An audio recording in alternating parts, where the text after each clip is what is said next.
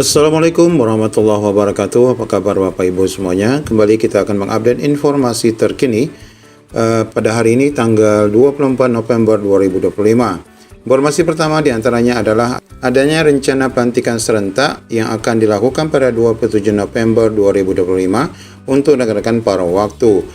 Kemudian adanya update informasi telah disepakati bahwa paruh waktu resmi akan dihapus melalui revisi Undang-Undang ASN 2023. Bagaimana info lengkapnya, ikuti video ini sampai selesai.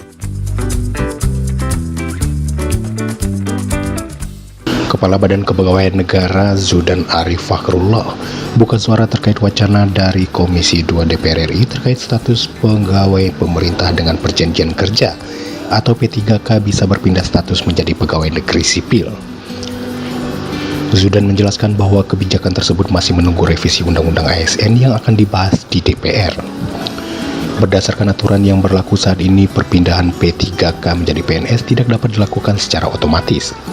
Semua proses tetap harus mengikuti mekanisme seleksi yang berlaku. Kendati demikian, Zudan menegaskan peluang perpindahan P3K menjadi PNS tentu terbuka melalui CPNS. Hingga saat ini, BKN tengah menunggu permintaan formasi ASN dari masing-masing pemerintah baik pusat maupun daerah. Zudan menegaskan keputusan pemerintah membuka rekrutmen ASN baru tahun depan belum final. Di sisi lain, kebutuhan pegawai pemerintah dengan perjanjian kerja atau P3K tetap terbuka.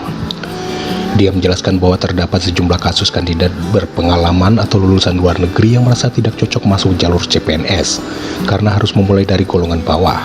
Maka dari itu opsi P3K akan selalu terbuka. Kebijakan yang ada sekarang di undang-undang, di PP, di Permenpan tidak ada yang otomatis berpindah. Jadi kalau P3K akan berpindah ke PNS, ikuti ketentuannya harus tes. Artinya ada peluang? Oh, selalu ada peluang.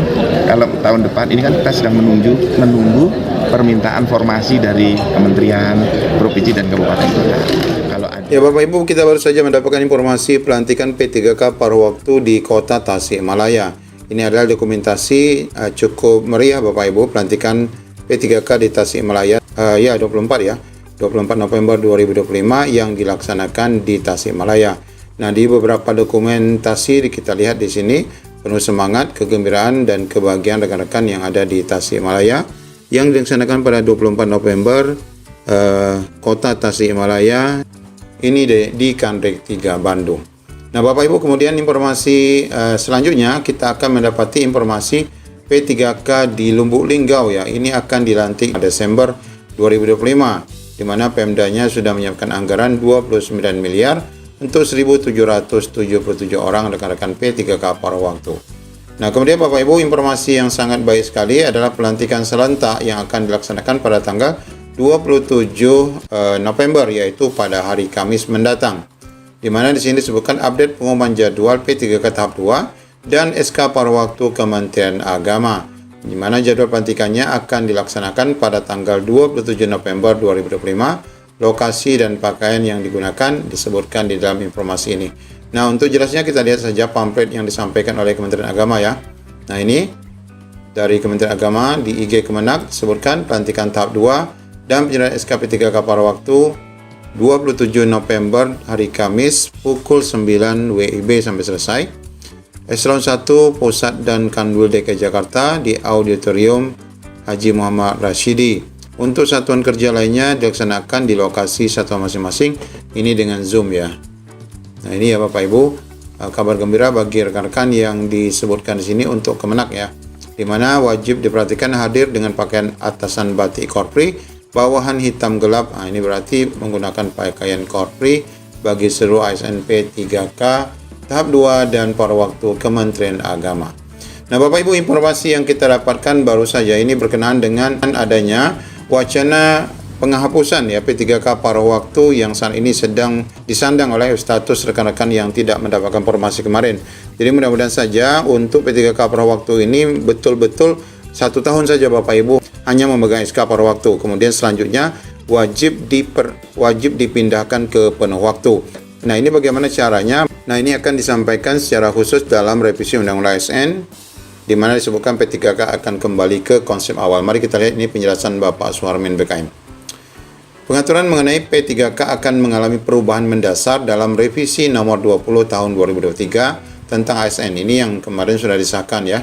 Revisi undang-undang ini akan mengembalikan P3K seperti konsep awal. Nah, dalam revisi undang-undang ini merupakan inisiatif DPR dan tidak akan ada lagi P3K paruh waktu ya. Selamat ya.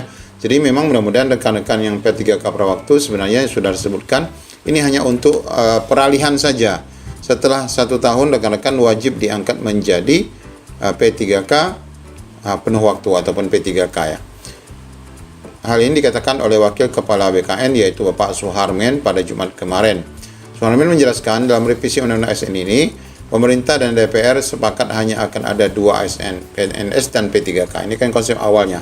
Namun formasi P3K akan disediakan khusus untuk kalangan profesional. Nah ini Bapak Ibu ya.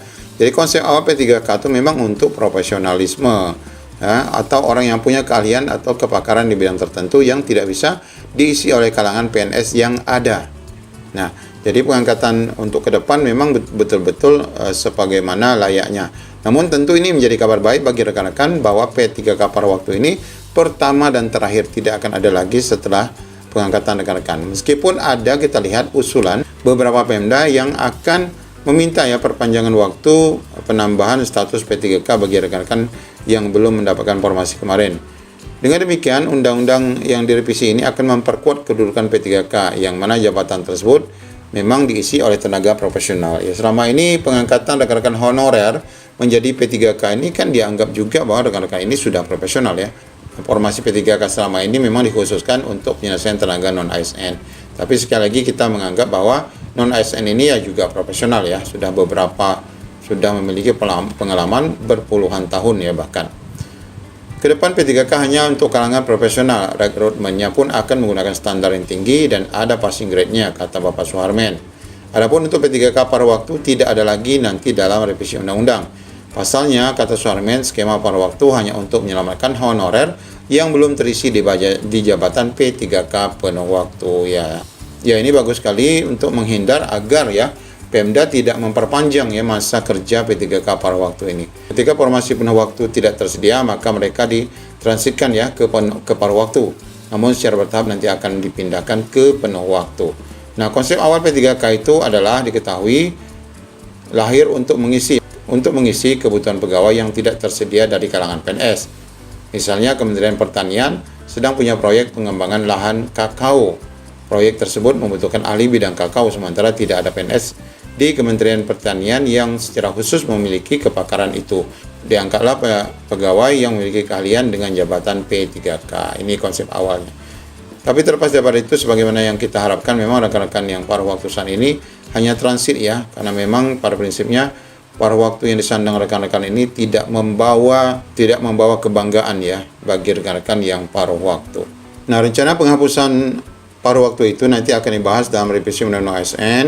Kemudian dalam revisi Undang-Undang ini juga nanti akan dibahas berkenaan dengan alih status P3K menjadi PNS. Meskipun disebutkan di sini tetap melalui mekanisme tes ya Bapak Ibu, sebagaimana disebutkan dalam video Bapak Zudan tadi. Demikian Bapak Ibu update yang dapat kami sampaikan. Assalamualaikum warahmatullahi wabarakatuh.